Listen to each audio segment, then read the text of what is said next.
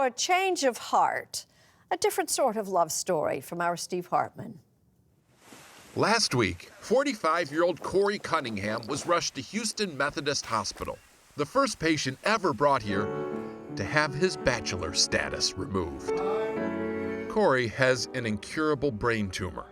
He's on home hospice, but the good doctors and nurses at Houston Methodist brought him back to the chapel and arranged all this just so Corey could cross off the only thing on his bucket list: get married. Taisha Evans is his bride.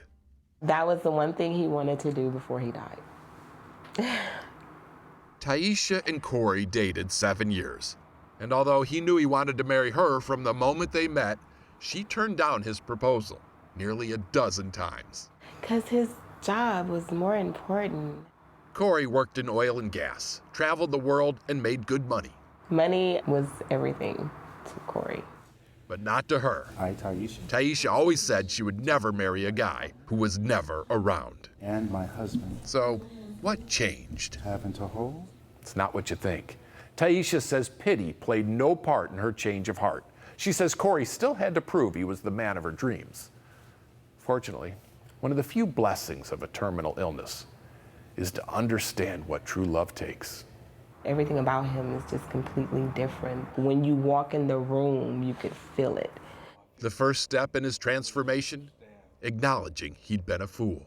Yes, because I could have been spending more time with her. The second step?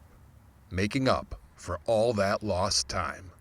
Was it a sense of relief when you finally got married? What are you laughing at?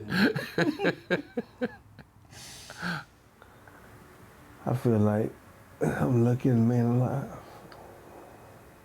This Valentine's weekend, a lot of guys and girls celebrated with fine food and even finer jewelry.